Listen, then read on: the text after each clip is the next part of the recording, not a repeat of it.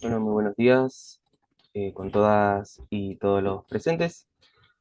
Sesión cordial, saludo el día de hoy, jueves 5 de marzo, en el marco del ciclo de conferencias virtuales Jueves de Integridad Pública. Es especialmente grato contar con la participación de servidoras y servidores públicos, profesionales, estudiantes y ciudadanos que nos acompañan desde las diversas regiones de nuestro país, reafirmando así un compromiso colectivo con el fortalecimiento de la integridad pública y la mejora continua del Estado. Sean ustedes bienvenidos a esta jornada académica titulada La ética cívica como eje de las organizaciones públicas, espacio que tiene como objetivo el de fortalecer la comprensión de la ética cívica como fundamento de la actuación de las organizaciones públicas, promoviendo su incorporación como eje transversal en la gestión institucional y en la relación con la ciudadanía. Esta actividad forma parte de una estrategia institucional orientada a consolidar capacidades técnicas, éticas y preventivas en el servicio público, promoviendo una gestión basada en principios, la transparencia y orientación al interés general. Mi nombre es Domenico Gamboa y tengo el honor de acompañarlos como moderador en esta importante conferencia que busca no solo transmitir conocimiento, sino también generar reflexión crítica sobre nuestro rol como agentes de cambio dentro del Estado. Antes de iniciar el bloque académico, deseo transmitir un mensaje de saludo institucional de parte de nuestro director general del Centro de Estudios en Justicia y Derechos Humanos, quien expresa su reconocimiento y agradecimiento por la participación activa en este espacio de formación. En cuanto a la dinámica de la sesión, nuestro expositor invitado contará con aproximadamente 70 minutos para el desarrollo de su ponencia. Posteriormente abriremos un espacio para las preguntas, las cuales podrán formularse a través de la ventana de preguntas y respuestas de nuestra plataforma. Respecto a la certificación, se informa que esta será otorgada a quienes permanezcan conectados al menos el 90% del tiempo total de la actividad y ya han ingresado con el correo electrónico registrado en inscripción. La emisión del certificado está sujeta a la verificación del tiempo de permanencia, la correspondiente aprobación administrativa y la generación formal de la resolución directoral, proceso que tiene un plazo aproximado de 20 días hábiles. Sin más preámbulo, es un honor presentar a quienes nos acompañará en esta sesión, el doctor Gonzalo Gambio Gerí, quien es doctor en filosofía por la Universidad Pontificia de Comillas de España, actualmente profesor de la Pontificia Universidad Católica del Perú y en la Universidad Antonio Ruiz de Montoya, donde desarrolla una sostenida labor académica en el campo de la ética y la filosofía política. Es autor de los libros La crisis perpetua, Reflexiones sobre el Bicentenario y la baja política, La construcción de la ciudadanía, Ensayo sobre filosofía política, El experimento democrático, Reflexiones sobre la teoría política y ética cívica, Tiempos de memoria, reflexiones sobre derechos humanos y justicia transicional y la racionalidad y conflicto ético. Ensayos también sobre la filosofía práctica. Asimismo, es coeditor de El cultivo del discernimiento y de Ética, Agencia y Desarrollo Humano del año 2017. Del mismo modo, es autor de diversos ensayos sobre ética, filosofía práctica, así como sobre justicia y ciudadanía intercultural, publicados en volúmenes colectivos y revistas especializadas.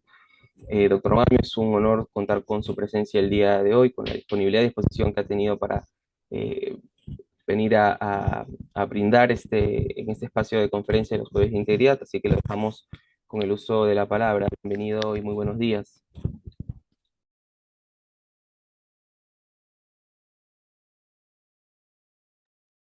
Buenos días, ¿qué tal? Gracias, Doménico. Buenos días a todos. Para mí es un honor estar aquí.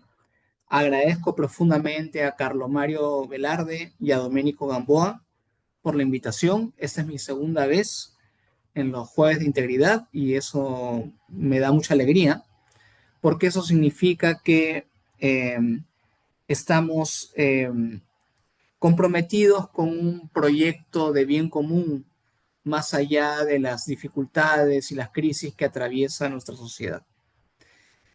Voy a compartir pantalla, me dirán si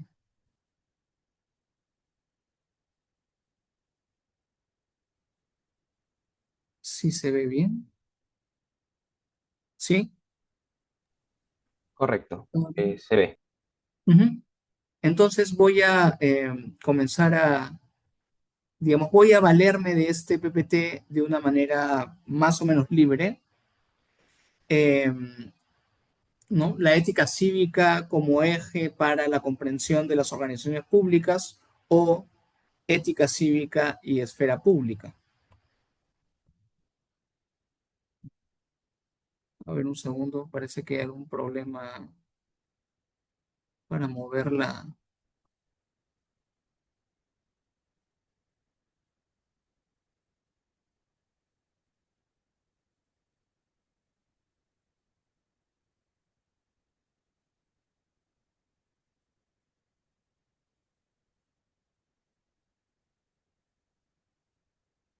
Ya está. Primero tenemos una breve reflexión sobre el concepto de ética pública, que es el concepto que nos convoca, ¿no? Es una disciplina que estudia los principios y las formas de acción que nos permiten examinar la calidad de la práctica política, tanto en el nivel de la conducción del Estado como el de la actividad ciudadana en las instituciones del sistema político y en las organizaciones de la sociedad civil. Nuestras autoridades elaboran y ejecutan programas de acción gubernamental y de trabajo parlamentario, participan en los debates legislativos, etcétera. A la ética civil, a la ética pública pertenece también la ética del funcionario público, pero también la ética del ciudadano, ¿no?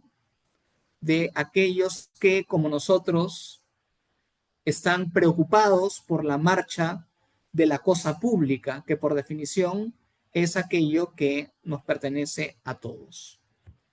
La ética pública se enmarca en la idea de la democracia. Y podríamos decir que la democracia liberal, que es el tipo de democracia en el que estamos instalados nosotros, de acuerdo al diseño institucional con el que contamos, se fundamenta en tres elementos esenciales. En primer lugar, los mecanismos representativos que hacen posible la designación de las autoridades a través del sufragio. Estos procedimientos ofrecen, ¿no? Y digamos, permiten que los ciudadanos elijan a sus representantes en el poder ejecutivo y legislativo, ¿no? Y hay que decir que las autoridades elegidas son representantes. ¿Esto qué significa? Que ellos, a nuestro nombre, conducen diferentes espacios del Estado por un tiempo definido, ¿no? Porque hay una alternancia en el ejercicio de la función pública, ¿no? De este nivel. Y además, en tanto que ellos actúan en nuestro nombre, tienen que obligatoriamente rendirnos cuentas de sus acciones, ¿no? En segundo lugar, los procesos de deliberación pública como generadores de consensos y productores de normas y decisiones. A través del diálogo y la acción común, los ciudadanos pueden supervisar la labor de las autoridades y plantear temas en la agenda política, ¿no? Muchos políticos nuestros, muchachos, están completamente equivocados cuando sostienen que nuestra sociedad se divide en gobernantes y gobernados. O sea, en quienes ejercen algún tipo de, digamos, responsabilidad pública de alto nivel y quienes simplemente, digamos, tenemos que observar su dirección. No es así. El ciudadano puede participar directamente en la discusión sobre la pertinencia de la ley, puede participar directamente en la discusión sobre si son justas o no las medidas que se toman. Y, por supuesto, puede el ciudadano mismo convertirse en potencial coautor de la ley y supervisor, ¿no? Y en tercer lugar, la vigencia del Estado de Derecho constitucional, un sistema de normas e instituciones que protegen los derechos básicos de las personas, ¿no? Así como la división de poderes. Estos derechos son universales e inviolables y no pueden ser recortados ni siquiera en nombre del parecer de las mayorías, ¿no? Estos derechos, ¿no? Digamos, son de obligatorio cumplimiento e incluso cuando el propio Estado los vulnera, el ciudadano afectado tiene el derecho de apelar a un sistema internacional de justicia con el que nuestro Estado ha asumido compromisos, de modo tal que este sistema global de justicia, el Tribunal Europeo de Derechos Humanos en el caso de Europa, la Comisión y la Corte Interamericana de Derechos Humanos en el caso nuestro, pueden recoger esta denuncia y luego de un proceso tomar las medidas pertinentes para reparar el daño y, si cabe, resarcir el derecho vulnerado, ¿no? Entonces, estas son las tres grandes columnas sobre las que se erige lo que podemos describir como una democracia liberal, ¿no? Entonces, un, eh, un equívoco, digamos, grave, discutible, tiene lugar cuando echamos mano de una definición meramente literal o etimológica de la democracia, ¿no? Generalmente la gente dice, democracia viene de demos, pueblo, y kratos, gobierno, ¿no? Y claro, el problema con la palabra pueblo es que es una palabra un tanto indeterminada, ¿no? ¿Por qué? Porque como ustedes saben muy bien, la mayoría de los tiranos y los dictadores, tanto en la antigüedad como en la época moderna, tanto los autócratas de derechas como de izquierdas, alguna vez han sostenido que ellos son la encarnación del pueblo, ¿no? Tantas veces han sostenido el pueblo soy yo. Asumen erróneamente la idea de que el pueblo tiene una sola voz, ¿no? Una presuposición cuestionable que está implícita en ese famoso refrán latino, Vox Populi, Vox Dei. La voz del pueblo es la voz de Dios. Pero claro, el pueblo no tiene una sola voz. Por eso yo prefiero decir aquí que la democracia es el gobierno de los ciudadanos, porque hay que rescatar esa pluralidad de voces. Una sociedad democrática es un foro de argumentos diversos, de intereses diversos, de visiones del mundo y la vida diversas, ¿no? Entonces, pensar de que existe una sola voz constituye un acercamiento peligroso con el totalitarismo, ¿no? Los ciudadanos ponen de manifiesto una multiplicidad de juicios, argumentos, percepciones e intereses que ponen a disposición del público en el espacio común. Esta pluralidad es constitutiva de lo político, ¿no? Otro asunto muy importante aquí, el ejercicio, o sea, tan importante como la idea de que no hay unanimidad en la ciudadanía, sino pluralidad de puntos de vista. El ejercicio de la política no consiste exclusivamente en arribar a consensos, sino también consiste en la expresión de desacuerdos significativos. O sea, no solo el consenso es valioso, también el disenso lo es. El ciudadano tiene derecho a discrepar respecto del parecer de las mayorías, invocando argumentos. Quien disiente, recurriendo a los canales que establece la ley, o sea, en un marco de no violencia, en un marco de, digamos, exhibición de argumentos, es un interlocutor, ¿no? Un interlocutor válido, ¿no? En contraste con las sociedades totalitarias, para las cuales quien disiente, quien está en desacuerdo, es algo así como un enemigo de la población o alguien que está enfermo, ¿no? Como sucedía, por ejemplo, en la Unión Soviética en la época del totalitarismo comunista, ¿no?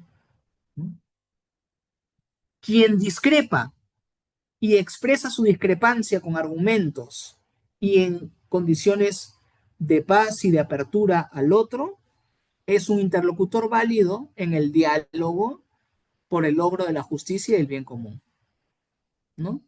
Entonces, la democracia es un régimen libre que reside en el autogobierno ciudadano, en el cultivo de la deliberación pública y en una juiciosa administración de los disensos racionales.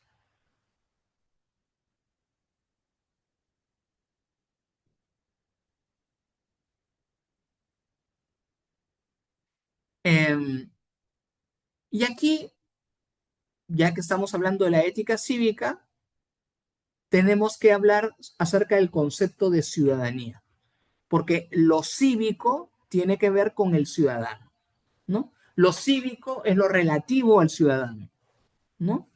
Entonces, ciudadanía es una categoría eminentemente política en tanto pretende determinar con claridad la posición del agente frente al poder constituido, ¿no?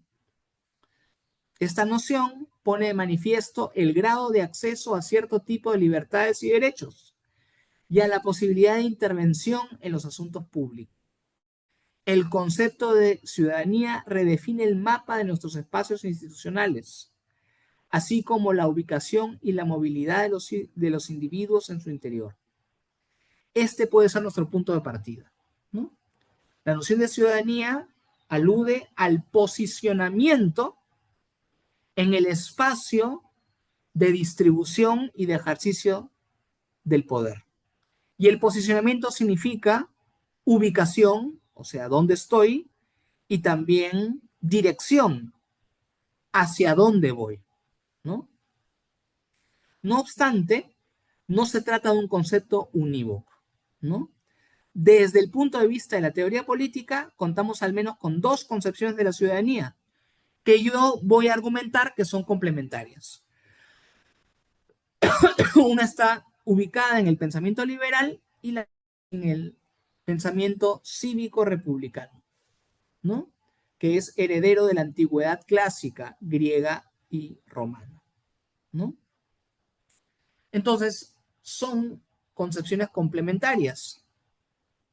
Y en ambos casos son lo contrario de ser súbdito, ¿no? Porque un súbdito es alguien que está sometido a un orden jerárquico en donde hay una autoridad cuya fuente no viene de la ciudadanía, sino de otro lugar, ¿no? La fuerza, o en la época del antiguo régimen europeo, la divinidad, ¿no? Y en estos casos, el poder está centralizado y el súbdito simplemente es destinatario de la política, ¿no? Entonces, estas dos nociones de ciudadanía se oponen a la idea de ser un súbdito, ¿no? Entonces, en primer lugar, hay un concepto liberal de ciudadanía, ¿no? Esta primera acepción alude a una cierta condición jurídica y política que los individuos adquieren a través del nacimiento o en virtud de procesos de naturalización, ¿no? O sea, nazco como ciudadano o me hago ciudadano a partir de procesos de naturalización. Ciudadano aquí es fundamentalmente titular de derechos. Estos derechos que hemos dicho que son individuales, universales, no negociables, inalienables, ¿no? Este estatus encuentra su justificación teórica en la hipótesis del contrato social como procedimiento que da origen a la ley y al sistema de instituciones políticas, ¿no? Y ustedes recordarán, ¿no? John Locke, Jean-Jacques Rousseau, Immanuel Kant, ¿no? Estos son autores que sostienen que la fuente de legitimidad del poder constituido está en el consentimiento de los individuos, porque el consentimiento de los individuos son, digamos, porque los individuos son las partes de un contrato social. Un contrato social es una hipótesis, ¿no? La hipótesis de un acuerdo un acuerdo voluntario entre individuos libres e iguales. Y claro, esta idea del contrato está presente incluso hoy cuando hablamos de la Constitución. La Constitución se supone que es la expresión del contrato o pacto social. La tesis más poderosa que está implícita en esta perspectiva sostiene que la fuente de legitimidad del cuerpo legal y de cualquier forma de autoridad política es tanto el consentimiento de los individuos, que son las partes de este hipotético contrato, como la protección de las libertades y los derechos de las personas. ¿Esto qué significa? Que si el orden de las instituciones y en particular la autoridad política, los gobernantes, no honran, no respetan, no se someten al sistema de derechos, entonces pierden legitimidad, ¿no? John Locke incluso habla del derecho a la desobediencia civil. Si es que la autoridad se siente que está por encima de la ley, si es que la autoridad siente que puede recortar arbitrariamente los derechos de los individuos, pierde legitimidad y los ciudadanos pueden desobedecerlo. Ojo, Locke dice desobediencia civil, no dice revolución o revuelta, dice desobediencia civil. Y hay una larga tradición liberal, ¿no? Que viene de John Locke, Thomas Paine, Henry David Thoreau y Mahatma Gandhi. Mahatma Gandhi propuso una resistencia no violenta al imperialismo británico en la India y él enarboló la idea lockeana, y Locke es el padre del liberalismo, de la desobediencia civil. Allí cuando un eh, gobierno o un parlamento no obedece las directivas implícitas en el Estado de Derecho y no respeta los derechos básicos de las personas, ¿no? Los ciudadanos son iguales ante la ley. A veces este principio es llamado con cierto desdén igualdad formal, ¿no? Y claro, esta igualdad formal, por supuesto, es una igualdad formal, tiene que ver con la forma, con la estructura de la ley, pero este desdén está injustificado, que la igualdad formal reposa sobre argumentos valiosos e intuiciones morales, ¿no? La tesis según la cual eh, ningún tipo de desigualdad es legítima en un orden democrático liberal, ¿no? Se trata de un principio que cuestiona severamente toda forma de discriminación por razones de origen, cultura, mérito, credo, condición socioeconómica, ideología, género o identidad sexual, que pueda impedir a los individuos la configuración del desarrollo de sus proyectos de vida en el nivel del cuerpo, de las creencias, de las relaciones intersubjetivas y los vínculos con el mundo. El acceso individual a la libertad y al bienestar que pretende garantizar el Estado de Derecho no está supeditado a los logros o a los méritos de los agentes. O sea, haga lo que haga, salvo que vulnere la ley, por supuesto, yo tengo estos derechos y merezco un trato igualitario. E incluso si vulnero la ley, tengo derecho a un juicio imparcial, ¿no? Si violo la ley y me procesan y me castigan, algunos derechos, como el derecho de tránsito o el derecho a la libertad, se recortan, pero no todos los derechos se recortan, como mi derecho a la vida, ¿no? El Estado de Derecho no solo protege a los individuos de la violencia ejercida por otros agentes o por la autoridad política misma, sienta las bases de un sistema de coexistencia social.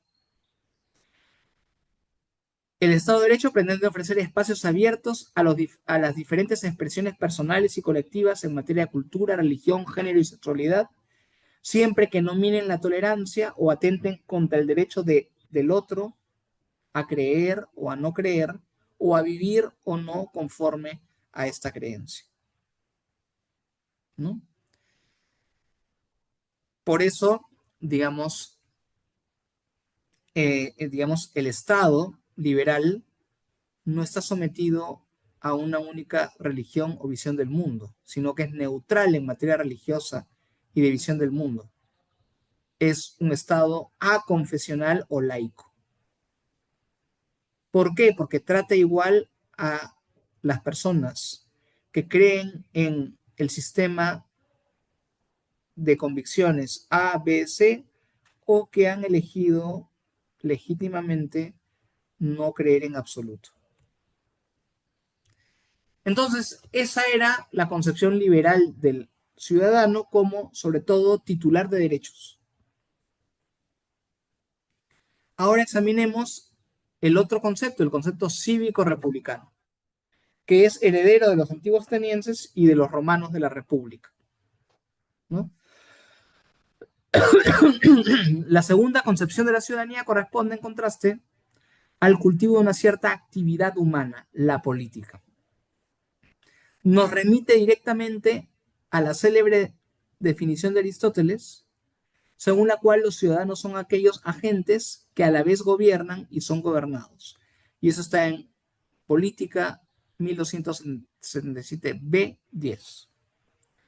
Son gobernados porque acatan las decisiones que toman las autoridades políticas legalmente elegidas y se someten a las decisiones que se han acordado tomar en la asamblea, en el ágora, en el espacio público.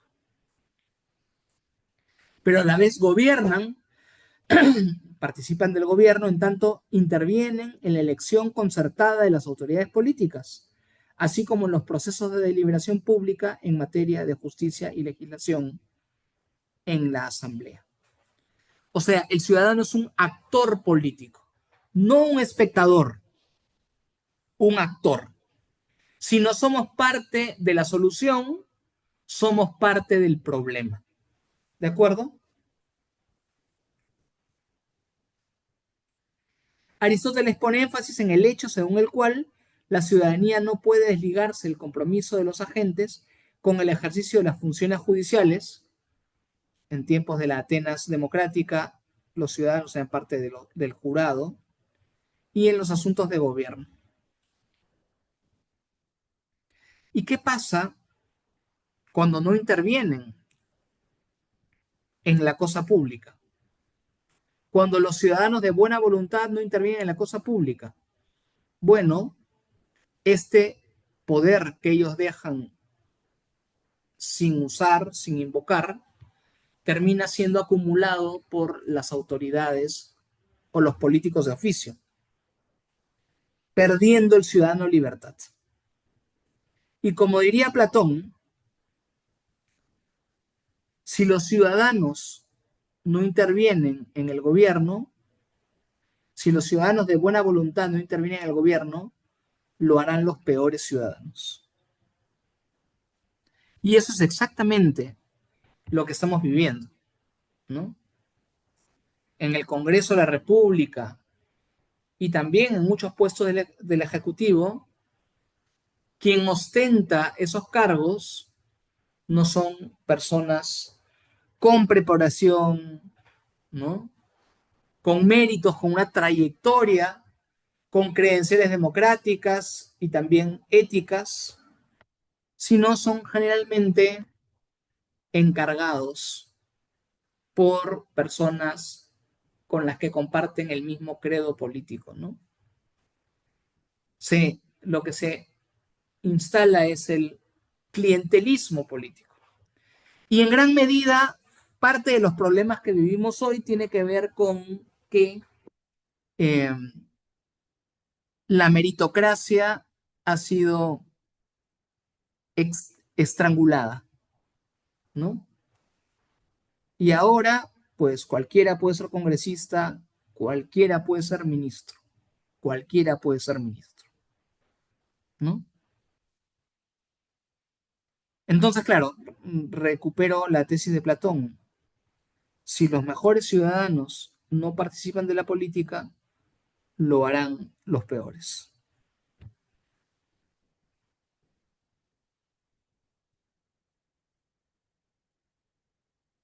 Eh, entonces, decía, el ciudadano en este segundo concepto cívico-republicano es un agente político, un actor político.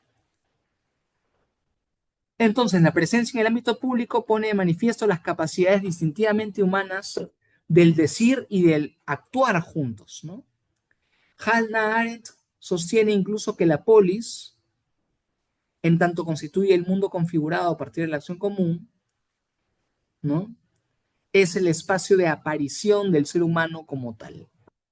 En el espacio público nos relacionamos con otros seres humanos, en contraste con la labor y el trabajo, que son actividades en donde la relación básicamente es una relación entre personas y cosas. En cambio, en la acción política, la relación se da entre diversos seres humanos. La política inaugura escenarios en los que los agentes se encuentran para forjar consensos a través del discurso, pero también se trata de foros en los que se expresan libremente disensos, desacuerdos, que pueden ser valiosos para señalar los límites y los riesgos de los proyectos que la mayoría ha admitido y promovido. O sea, siempre, siempre eh, existe la posibilidad de cuestionar la perspectiva de la mayoría. La política activa permite al ciudadano convertirse en coautor de la ley, hecho que redefine la relación entre los miembros de la comunidad y el cuerpo de reglas e instituciones del que es usuario. El respeto a la ley no brota del miedo al castigo resultado de su transgresión.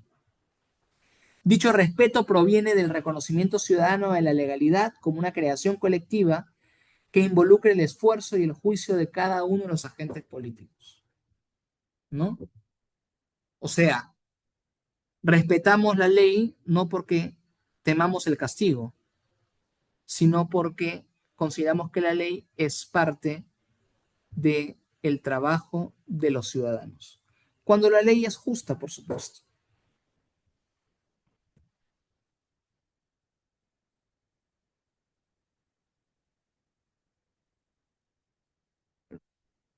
Se ha trabado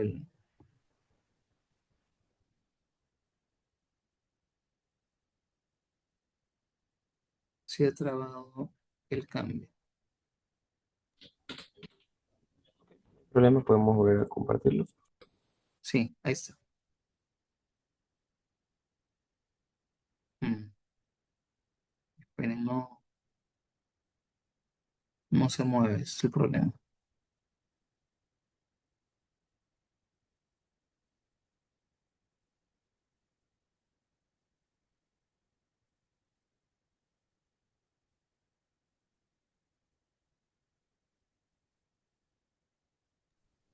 ¿Me confirma? Si no, puedo también apoyarlo para compartir la, la presentación. Lo puedo mover de esta forma. Ha habido una, se traba, no sé por qué. Ok, Ah, ya, aquí estoy, aquí estoy. Eh, entonces,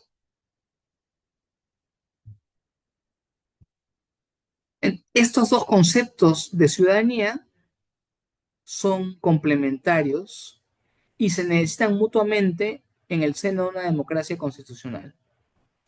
La ciudadanía como condición, o sea, la idea liberal de ser titular de derechos, evoca y resume el catálogo de derechos y prerrogativas que protegen al individuo de la interferencia externa y le aseguran el acceso a formas particulares de libertad y bienestar.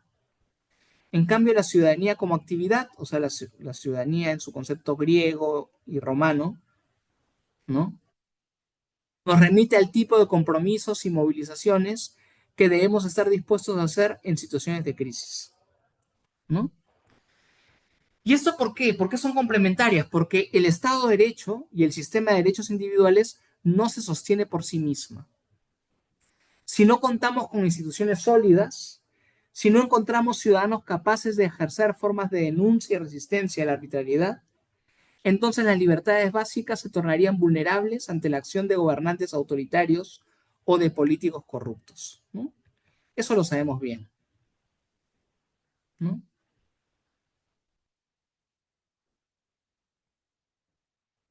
Entonces, claro, necesitamos, ¿no? Necesitamos eh, esta idea de ciudadanía activa, ¿no? De lo contrario, el sistema de derechos no se sostiene. Los ciudadanos pueden y deben participar en la toma de decisiones de la sociedad, convertirse en coautores u objetores de la ley, así como generar formas de vigilancia política frente a las acciones de los poderes constituidos, ¿no? O sea, la idea de rendición de cuentas es una idea no negociable. Y la rendición de cuentas puede ser directa cuando el ciudadano se moviliza y exige que las autoridades den cuenta, por ejemplo, de cómo, digamos, emprenden el gasto del erario público, ¿no? Un caso polémico, los múltiples bonos que el eh, Congreso de la República ha creado periódicamente y sin un fundamento técnico, o, digamos, la multiplicación del propio presupuesto del Congreso de la República, ¿no? Que se ha hinchado terriblemente sin ninguna justificación, ¿no? Eh, por ejemplo, y generando, por ejemplo, si no directamente, al menos indirectamente, que programas importantes como Beca 18 se vean perjudicados, ¿no? Entonces, una forma es, sí, la rendición de cuentas directa. Otra forma tiene que ver con el libre ejercicio de la libertad de prensa, porque los órganos de prensa lo que hacen es informar al ciudadano sobre la marcha de lo público, sobre si nuestras autoridades cumplen con sus funciones o no, ¿no? La idea del autogobierno nos remite a los usos de la vida pública en la polis griega, pero lo cierto es que las actividades mencionadas pueden llevarse a cabo en el seno de las democracias modernas, regímenes liberales de carácter eminentemente representativo. Para eso se requiere la existencia de espacios deliberativos en los que el ciudadano pueda pronunciarse sobre el rumbo que toman nuestras instituciones sociales y políticas, ¿no? Y aquí vamos a hablar un poco de los espacios de la ética cívica, ¿no? Y del concepto de la esfera pública. La esfera pública está conformada por dos escenarios claramente distinguibles: el sistema político y la sociedad civil, ¿no? El sistema político está constituido, ¿no? Perdón, por el Estado. El Estado es el sistema de instituciones y leyes que estructuran la vida social, y por los partidos políticos. Ese es el sistema político. Los partidos se edifican alrededor de una visión de la sociedad, de un programa de acción, de un conjunto de ideas políticas, lo que a veces de una manera un poco general y algo descuidada llamamos la ideología, y se proponen construir un proyecto para la acción gubernamental o legislativa, ¿no? Tanto el Estado como los partidos políticos responden a la lógica de la representación, en la medida en que los actores que intervienen en los asuntos públicos, desde estos escenarios, lo hacen por encargo a los ciudadanos. Los ciudadanos les votamos y la votación viene con un encargo, ¿no? Así las autoridades actúan temporalmente en nombre de sus electores. El encargo ciudadano la manifestación de su voluntad a través del sufragio es la fuente de su legitimidad ético-política. Pero, en segundo lugar, tenemos también a las instituciones de la sociedad civil como escenarios abiertos a la deliberación pública y a la formación del juicio del ciudadano independiente, o sea, el ciudadano no afiliado a un partido político. ¿Y cuáles son los espacios de la sociedad civil?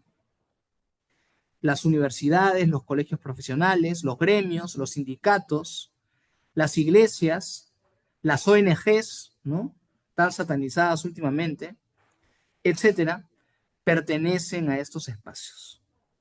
Las discusiones llevadas a cabo en sus fueros apuntan a incorporar en la agenda política las ideas y los cuestionamientos que se conviertan en focos de consenso cívico.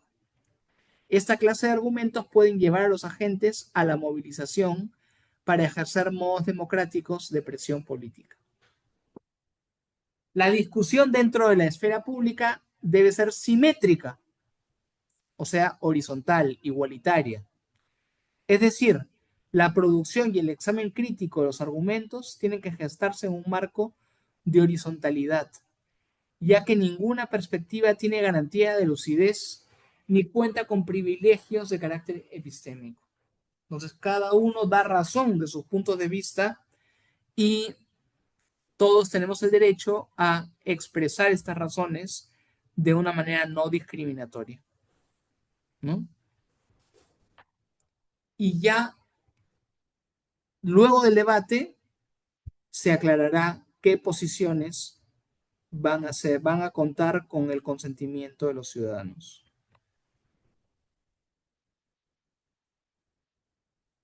Y claro, esto entraña desafíos importantes, ¿no? Los ciudadanos peruanos tenemos la obligación de regenerar nuestra política y mejorar la entraña moral de nuestro país. Porque claro, a menudo la gente piensa que la política es sucia porque contamos con partidos políticos que reclutan a corruptos, prontuariados, ¿no? Y es cierto, pero también, muchachos, hay que aceptar que ya no solamente está contaminada la clase política, que la sociedad entera está en parte contaminada. Por supuesto, hay muchísima gente de buena voluntad, gente limpia, etcétera, pero la sociedad también eh, ha generado una cierta condescendencia y tolerancia con la corrupción, ¿no? El roba pero hace obra es uno de esos lemas más dolorosos y denigrantes de la historia reciente del Perú, ¿no? Esta tarea nos corresponde, no corresponde a ningún movimiento caudillista. Ningún líder carismático lo hará por nosotros. Debemos reconocer el rasgo kairótico del tiempo presente. Kairótico viene de kairos. Kairos es el tiempo oportuno. Este es un tiempo oportuno para cambiar las cosas. Estamos a puertas de una elección presidencial y parlamentaria, ¿no? Ese es un tiempo de oportunidad. Podemos pronunciarnos y decir, con estos sí, con estos no, ¿no? No somos súbditos, somos agentes libres, sujetos capaces de enfrentar nuestros problemas y tomar las riendas de nuestras propias vidas. Cuando hablamos de bien común, no nos referimos exclusivamente a un concepto, sino al propósito superior de la política formulado el propósito como una hexis. Hexis en griego es un modo de vivir, un hábito, ¿no? Y claro, la preservación del sistema de derecho es materia de bien común. La preservación de la democracia, de las libertades, es materia del bien común. Que contemos con leyes que sean razonables y legítimas es también un tema de bien común. ¿no? Y claro, la complacencia con la corrupción destruye el bien común, porque el bien común implica la edificación de un proyecto colectivo, ¿no? Y la corrupción, por lo menos la corrupción en la esfera pública, implica que un grupo de gente se valga del bien público para satisfacer sus intereses privados, como sucede también hoy en la política. Y tengo que agregar, muchachos, el negacionismo también constituye un factor de corrosión de la democracia tan peligroso como la propia corrupción. Porque claro, nuestra sociedad se edifica en parte por la memoria histórica, ¿no? Tenemos que construir una memoria histórica fidedigna, que no responda a las necesidades o las expectativas de grupos de poder. Pero claro, hoy en día vivimos el tiempo del negacionismo. Para mucha gente no enterada, ni histórica ni políticamente, o incluso interesada en una agenda completamente negativa, para mucha gente no existió el conflicto armado interno, a pesar de que conflicto armado interno es un término que proviene del derecho internacional público, del derecho internacional de los derechos humanos, y no ha sido inventado en el Perú. Para mucha gente no existen ni existieron los cuellos blancos. Para mucha gente no existen las leyes pro crimen, ¿no? Y claro, muchos de estos negacionistas se disfrazan de abogados constitucionalistas, ¿no? Presuntamente de gran prestigio. Entonces el negacionismo, la distorsión de nuestra memoria y por supuesto la, el apoyo a leyes de amnistía que violan nuestros compromisos internacionales en materia de derechos humanos son también formas de negacionismo. Mientras las víctimas del conflicto armado interno no obtengan justicia, mientras se instale entre nosotros una cultura de la distorsión de la memoria y de la impunidad, no podemos realmente, no podremos edificar un proyecto común genuino que pueda sostener bienes comunes y un tipo de racionalidad democrática, ¿no? Y otro punto en esta dirección, ¿no? En, en los últimos tiempos se ha usado la expresión activismo político en un sentido peyorativo. El activismo político es un derecho y un deber para los ciudadanos. O sea, actuar políticamente. No solo en las urnas, sino también como uno mismo, siendo uno mismo. O sea, no representado por otro, sino en representación de uno mismo. Los ciudadanos tenemos derecho a intervenir directamente en la vida de la sociedad. Esa es una condición necesaria para vivir una genuina democracia liberal. Nos referimos a la posibilidad de perseguir una existencia plena para cada uno de nosotros y, y para las instituciones en las que vivimos. O sea, esas instituciones no tendrán jamás una vida de calidad, ¿no? Si no participan activamente de la vida pública. Quien no actúa políticamente no ejerce plenamente la libertad. Aludimos a la capacidad para administrar justa y eficazmente los recursos públicos.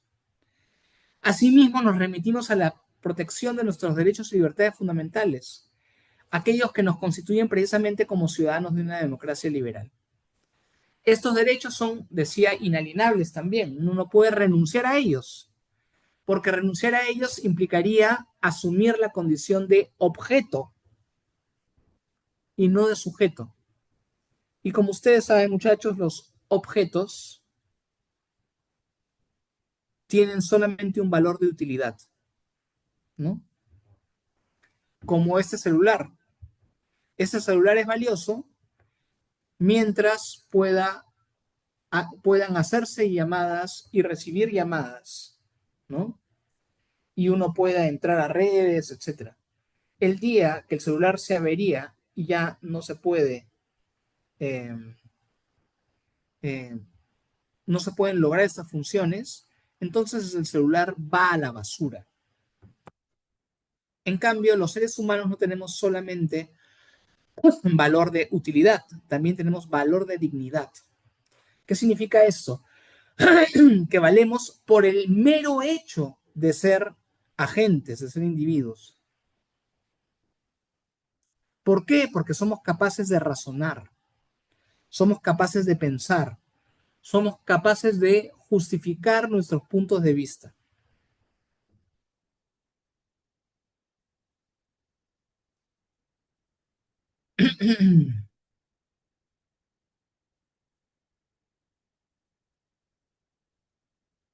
Como podemos advertir, el logro y el ejercicio de todas estas facetas del bien común requieren ineludiblemente el cuidado riguroso de la acción política, ¿no?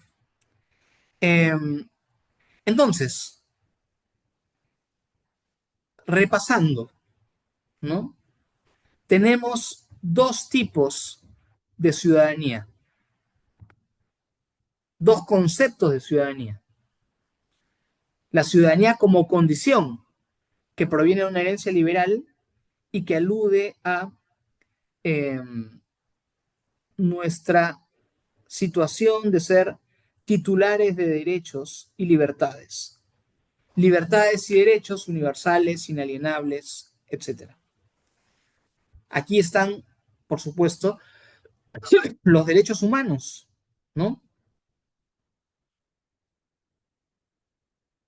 Y tenemos la ciudadanía como actividad, herencia de atenienses y romanos, ¿no? Aquí la ciudadanía se define en términos de la agencia política. Somos sujetos capaces de discutir sobre asuntos de interés común, ¿no? Eh, pedir cuentas a nuestras autoridades elegidas, ¿no? Y convertirnos en potenciales coautores de la ley, ¿no? ¿Cuáles son los espacios fundamentales de la ciudadanía? Por un lado, el sistema político, ¿no? Compuesto por el Estado y por los partidos políticos, y por otro lado, las instituciones de la sociedad civil, universidades, colegios profesionales, sindicatos, iglesias, ONGs, ¿no? Estas, las instituciones de la sociedad civil, son espacios para la participación no militante del ciudadano, ¿no? Entonces, nuestros politólogos locales han señalado un problema grande en la sociedad peruana. No existen partidos políticos genuinos. Son un exceso semántico. Lo que existen son franquicias que tienen un dueño y que periódicamente vuelven a ponerse en el candelero, digamos, en la arena política para convocar a una participación electoral, ¿no? ¿Por qué no hay partidos políticos en sentido estricto? Porque no tienen representación en todas las regiones del país, porque no tienen ideología, no se nutren de una discusión ideológica, programática, ¿no? Y claro, esto los politólogos lo han demostrado muy bien, muy, muy bien. Han explorado la noción de partidos políticos y han examinado la situación de diversos partidos políticos. Yo diría que este punto está agotado, o por lo menos parcialmente agotado. Entonces, y los politólogos tienen toda la razón al señalar de que no hay eh,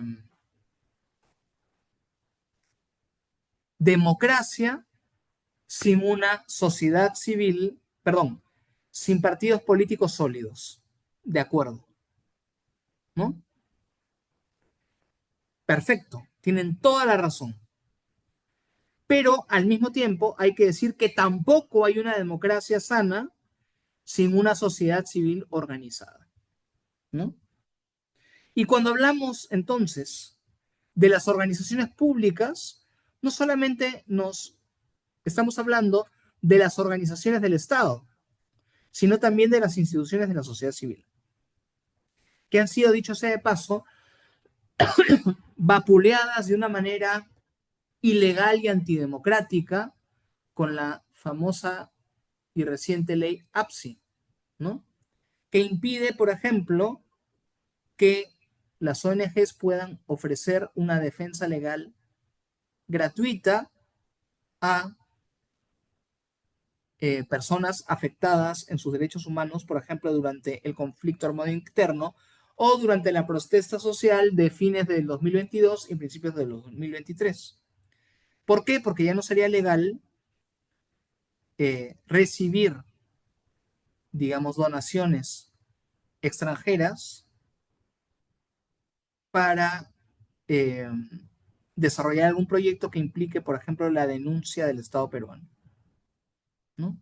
Entonces aquí hay un recorte muy claro, ¿no? Del derecho a la defensa legal.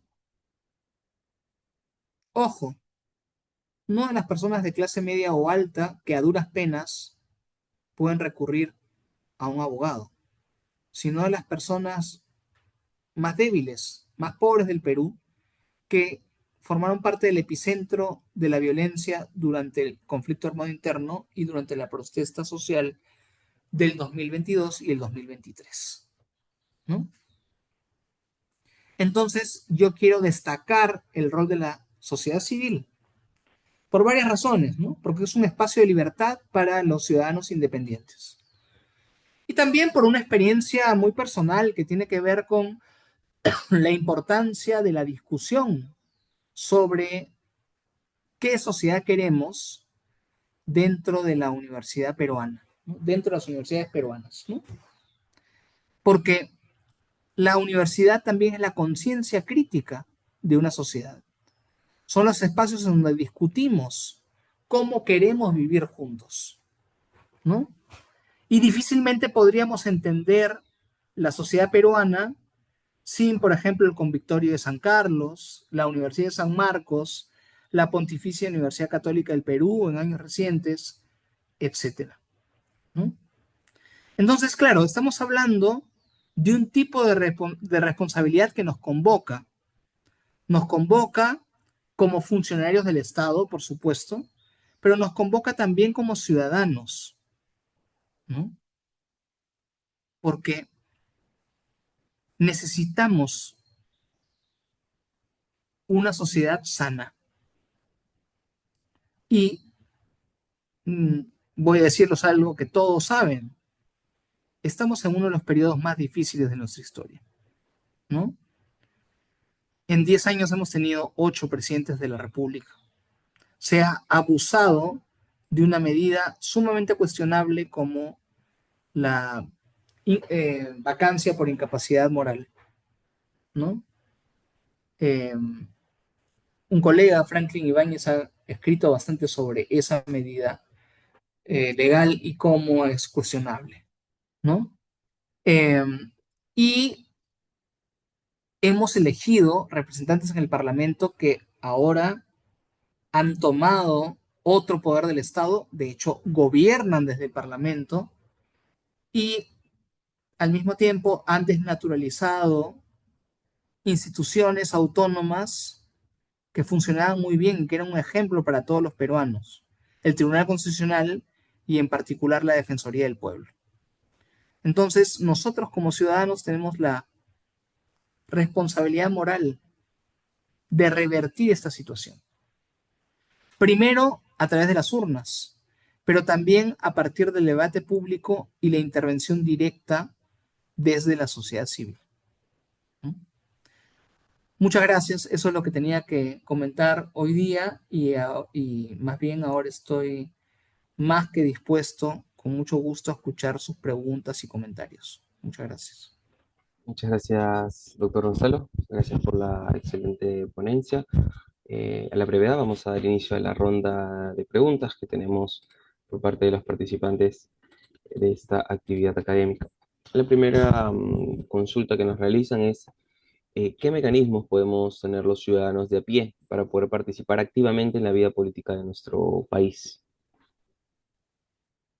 Ujú. Bueno, son los mecanismos que he comentado hace un momento, ¿no? O sea, por un lado, nuestro derecho a elegir y a ser elegidos, ¿no? Esto tiene que ver directamente con nuestra participación en la, digamos, estructuración del sistema político. O sea, nosotros podemos elegir a través del voto y castigar a través del voto también, ¿no? Y podemos ser elegidos, podemos intervenir en la vida pública, eso es fundamental, es muy importante, ¿no? También podemos militar en partidos políticos, ¿no? Y el otro mecanismo es el de la vigilancia ciudadana directa, la movilización y también la deliberación sobre temas de interés común desde la sociedad civil.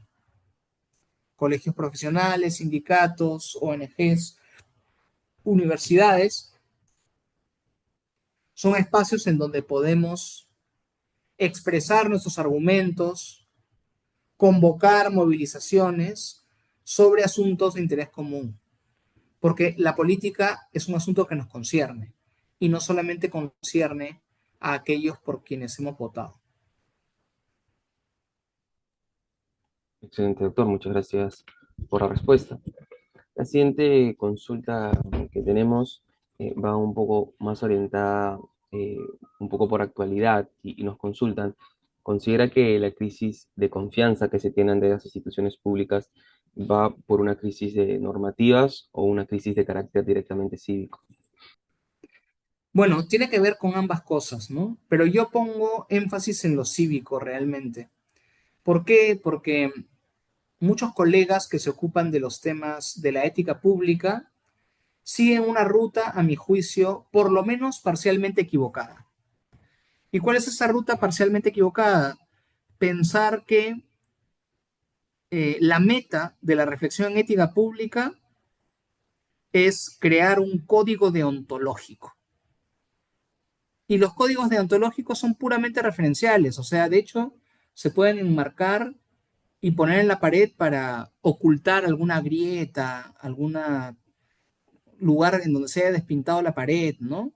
Si no hay una conciencia cívica, los códigos deontológicos no sirven absolutamente para nada. Y esto sucede, lo digo con cariño, cuando entregamos las cuestiones éticas solamente a los abogados. Me parece que es un error, ¿no? Las cuestiones éticas son fruto de un debate interdisciplinario y los filósofos tenemos un lugar muy importante, porque la ética es una parte de la filosofía, ¿no? Entonces, tiene que ver con lo cívico, sin duda. Eh, la desconfianza en nuestras instituciones, la desconfianza respecto a nuestros llamados, entre comillas, líderes, pero, y esto es algo más profundo, creo yo, la desconfianza respecto a nuestras propias capacidades como ciudadanos. Muchos ciudadanos caen en la desesperanza y en el desaliento porque dicen, ¿qué puedo hacer yo, un ciudadano X, frente a las decisiones que toma pues el pacto parlamentario o que toma algún presidente que busca restringir libertades? Eres un ciudadano, eres un agente político, asociándote con otras personas, escribiendo, trayendo a la discusión ciertos temas, estás también generando poder. Poder, para decirlo en términos de Hannah Arendt, es la capacidad de actuar concertadamente. O sea, el poder no es algo que ejerce solamente una autoridad. Cuando discutimos juntos y coordinamos acciones, estamos generando poder. Excelente respuesta, muchas gracias, doctor. Yendo un poco más por el tema de la administración pública propiamente, em, ¿considera usted, la pregunta es, ¿no? Si considera usted que justamente el respeto, si se quiere, si es que hubiera también, si es que hay a la ley dentro de la administración pública, proviene de una propia convicción ética, si se quiere, o propio al temor al control? ¿Cómo lo ve en su experiencia? Bueno, en realidad existen los dos móviles, ¿no? Los funcionarios públicos y también los ciudadanos, ¿no? Muchas veces respetan la ley por temor. Por eso es que mucha gente, y todos lo sabemos, no teme tanto pasarse una luz roja porque pueden entrar en un circuito de corrupción pequeño con la autoridad que los detiene. Pero, por ejemplo, no pagar los impuestos oportunamente con la SUNAT es algo que uno sí tiende a cumplir, porque sabe que las consecuencias son terribles, ¿no? En la época de Fujimori, y a propósito, el lema de la SUNAT era cada vez más cerca de usted, porque además la SUNAT en esa época de dictadura era usada como un instrumento político también, ¿no? Pero el temor de la SUNAT es grande porque la transgresión es penada, ¿no? Efectivamente. Pero lo que yo trato de proponer aquí es algo más profundo, quizás, ¿no? O sea, es cierto que le tememos a la transgresión de la ley, pero también podemos entender la ley, ojo, cuando las leyes son justas, como una encarnación de nuestra acción cívica, como el resultado de la acción de ciudadanos que actúan en conjunto con sus autoridades, ¿no? Entonces, en esa situación, la ley no es algo que está fuera de mí y que se me opone, y por lo tanto a la cual temo, sino que la ley es parte de mí, parte del proyecto de una comunidad política, ¿no? A eso deberíamos aspirar. Sí. Excelente, muchas gracias por la respuesta, doctor. Otra de las preguntas que nos hace un participante, y leo la pregunta un poco quizás repitiendo la anterior, a ver si podemos quizás colocarlo con algunos ejemplos más claros, es respecto al comentario del participante. El deterioro de las instituciones de la sociedad civil, tanto de los colegios profesionales como lo mencioné en un momento, es un reflejo del deterioro de las organizaciones del Estado. Y comenta el participante y pregunta cómo podemos ejercer ciudadanía ante este escenario. Quizás, Mm. ya habiéndolo respondido en la primera pregunta un poco, quizás si es que tiene algún tipo de ejemplo que conozca usted directamente, ¿no? Respecto a este ejercicio de ciudadanía, ¿no? Sí, o sea, involucrándonos un poco más en la vida de nuestras instituciones, ¿no? Pienso yo, por ejemplo, en, en ciertos colegios profesionales, ¿no? Eh, Hay algunos colegios profesionales que son necesarios, ¿no? El colegio médico, el colegio de abogados, ¿no? Por ejemplo. Eh, si nuestros colegios profesionales viven una crisis y nosotros no nos involucramos y decimos, bueno, esto no depende de mí, no tiene que ver conmigo, entonces probablemente somos parte del problema, ¿no? Piensen ustedes en, bueno, yo soy filósofo, ¿no? No soy abogado, pero tengo entendido que el Colegio de Abogados tiene que afrontar una segunda vuelta pronto, ¿no? Y es una segunda vuelta pintoresca porque este, hay un candidato representa, pues, digamos, a los partidos políticos que tienen mayor presencia en el Congreso, ¿no? Para decirlo de manera más o menos neutra. Y la otra candidata ha sido una fiscal de la nación para muchos de nosotros, defenestrada de una manera poco transparente, ¿no? Entonces, allí se reproduce de alguna forma una crisis mayor, ¿no? Este, y claro, frente a una situación así, yo diría que una muestra de civismo y de preocupación por la calidad de nuestras instituciones es que los abogados del país no se pongan de perfil y asuman una posición muy clara, ¿no? Por ejemplo. Y eso pasa también con las universidades, ¿no? Sobre todo las universidades que están en crisis, ¿no? Los profesores no solamente tenemos que dar clases, los estudiantes no solamente tenemos que recibir clases.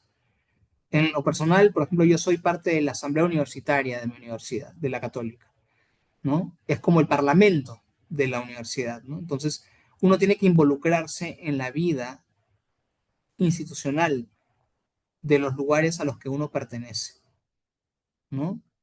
Y ser parte de la solución, ser parte de la mejora, no ser parte del problema. Nuestro silencio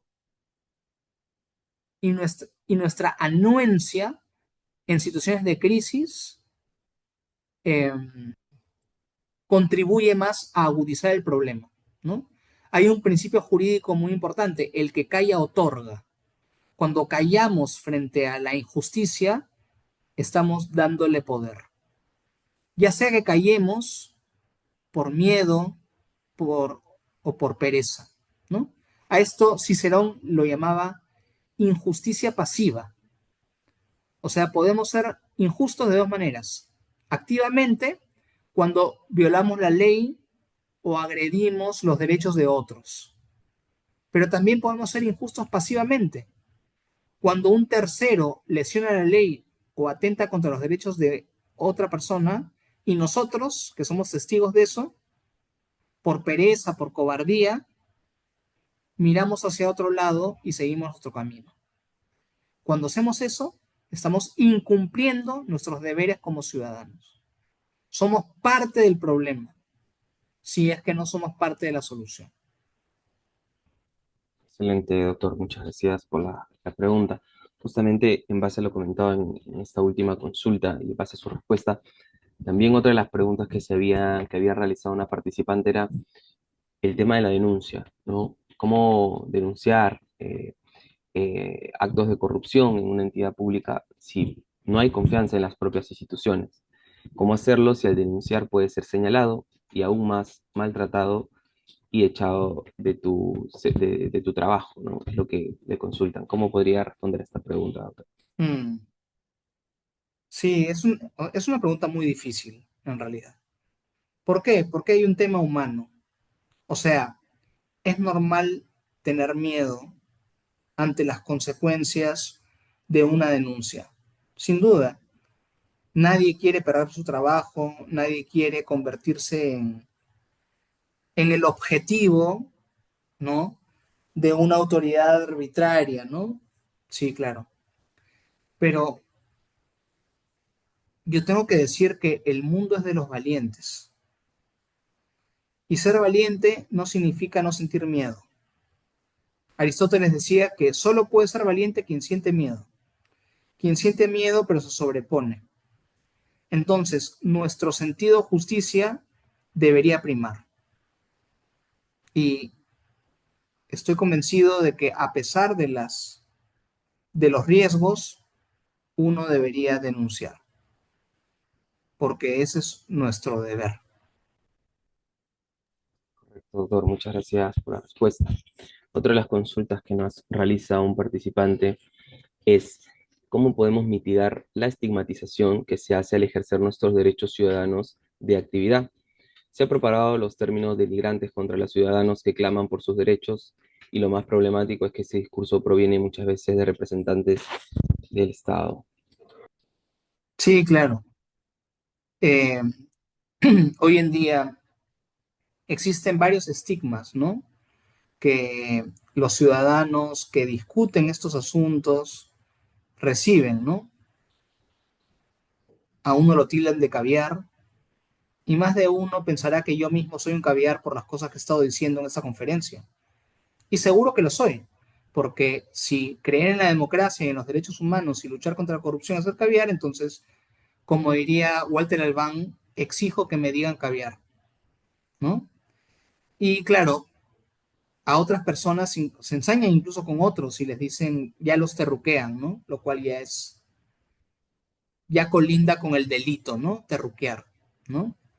Entonces yo creo que hay que sobreponerse a los estigmas, muchachos, porque eh, quienes están del lado de la corrupción y del autoritarismo, y no olvidemos que según la revista The Economist, ya no vivimos en el Perú en una democracia, sino en un régimen híbrido en el que coexisten prácticas democráticas y prácticas autoritarias.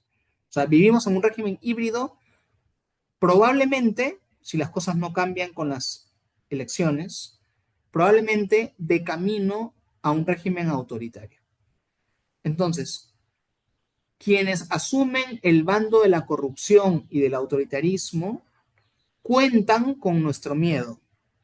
O sea, ellos asumen que vamos a ser temerosos y no vamos a actuar. O que nos van a etiquetar y con eso nos van a neutralizar. Entonces no debemos seguir ese juego, porque nuestro sentimiento de impotencia lo único que hace es fortalecerlos más. Entonces yo diría, no hay que temer a las etiquetas, ¿no? Hay que asumir, además, nadie sabe qué es un caviar, muchachos. Se utiliza este epíteto sin ningún tipo de significado, ¿no? Simplemente hay que responder claramente a nuestras propias convicciones democráticas. Excelente, muchas gracias por la respuesta, doctor. Finalmente vamos a ir con las últimas dos consultas. La primera consulta que se realiza es, ¿puede existir bien común sin participación activa y vigilancia ciudadana? Ujú. Y la respuesta rápida es no, porque el bien común alude a lo que nos pertenece, a lo que es nuestro. Y un bien no puede pertenecernos si no nos esforzamos por él, si no lo cultivamos. El bien común es algo que uno recibe, ¿no? De hecho, la palabra tradición viene de la palabra latina traditio, y traditio es una palabra que viene del derecho romano, que significa recibir algo en herencia. Tú recibes algo en herencia para hacerlo producir, y de esa naturaleza es el bien común. Recibes el bien común con la exigencia de hacerlo producir, de mejorarlo. Entonces, no hay bien común sin participación ciudadana. Excelente, muchas gracias por la respuesta, doctor. La siguiente consulta es si considera que existe ética pública en instituciones que entran en pugna por el poder. Consulta a un participante. Claro. Y la respuesta es, si esa pugna por el poder es una pugna arbitraria que viola la ley, eh, entonces obviamente estamos fuera de la ética pública. Es cierto que, o sea, hay formas de pugnar por el poder que son legítimas y legales. Por ejemplo, cuando dos partidos políticos compiten por el poder en elecciones libres, están pugnando por el poder y eso se resuelve con una elección transparente y limpia. Pero creo que la expresión pugnar por el poder se ha hecho más bien pensando en lo otro, ¿no? Instituciones que se desnaturalizan porque sus usuarios o sus dirigentes lo que buscan es acumular poder. Claro, Si esto es así, al contrario, estamos yendo contra la ética pública, porque la ética pública implica la distribución del poder entre los ciudadanos.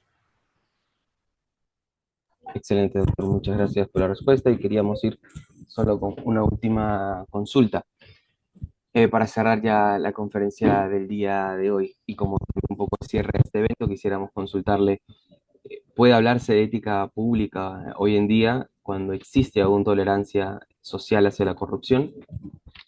Ujú. Y la respuesta es, sí puede hablarse de ética pública porque nunca debemos dejar de hablar de ética pública, pero la tolerancia contra la corrupción, por supuesto, va completamente en contra de la ética pública. Esto de roba pero hace obra es uno de los lemas más vergonzantes de la historia reciente del Perú. Y bueno, ustedes pueden ver lo que está pasando a nuestro alrededor, ¿no? Yo sé que algunos de ustedes son funcionarios públicos y no lo pueden decir, entonces yo lo puedo decir, yo sí lo puedo decir por ustedes, ¿no? O sea, tenemos un parlamento que tiene más o menos el 3% de aprobación y sin embargo toman las decisiones que les da la gana. ¿Y por qué las toman a pesar de que son impopulares? Porque no va a pasar nada. Eso es lo que piensan ellos. ¿Por qué? Ellos cuentan con que nosotros no nos vamos a movilizar, no vamos a protestar, no vamos a escribir, no vamos a decir nada, ¿no? Entonces, claro, una forma vulgar, burda de ser tolerante con la corrupción es decir, roba pero hace obra, lo voy a apoyar. Eso es un extremo.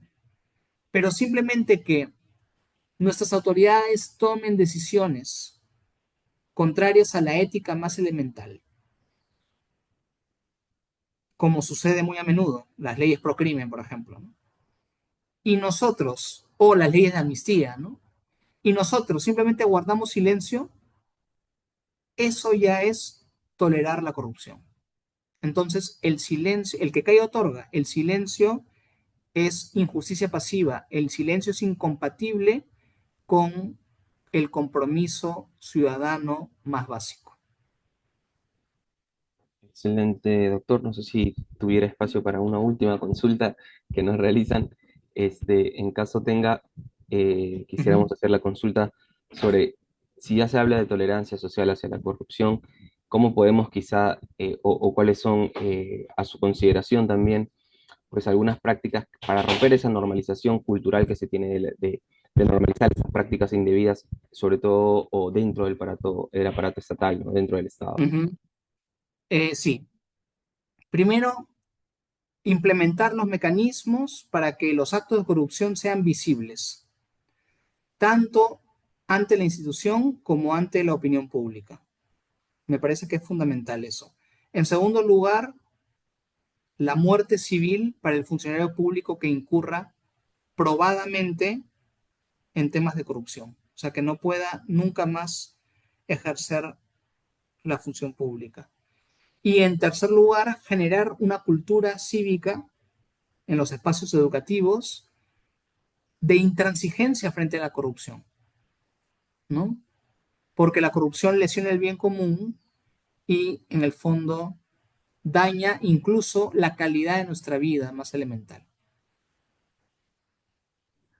Excelente, doctor. Con esta última consulta hemos finalizado y damos por finalizado la conferencia del día de hoy, agradeciéndole en primer lugar por su presencia, disponibilidad y disposición que ha tenido para presentar tan importante conferencia. Agradecemos también a las más de 1000 personas conectadas hasta este momento que nos ven desde las diversas regiones de nuestro país. Estamos también colocando algunos avisos en nuestro chat, como la encuesta de satisfacción, esperando que puedan responderla con la finalidad de retroalimentarnos y mejorar estos espacios académicos de difusión en materia de ética, integridad, transparencia y prevención de la corrupción, así también como las próximas conferencias que vamos a tener, no solamente en este espacio de Jueves de Integridad Pública, sino también en los espacios que tiene el Centro de Estudios, como Jueves de Conciliación, Viernes de Derechos Humanos y por supuesto finalmente el próximo Jueves de Integridad Pública respecto al liderazgo ético y su rol en la construcción de una cultura de integridad. En ese sentido, nuevamente agradecemos, doctor Gonzalo, por su presencia y con nosotros será hasta la Muchas próxima gracias. oportunidad. Que tengan todos muy buenas tardes. Gracias. Gracias. Hasta luego.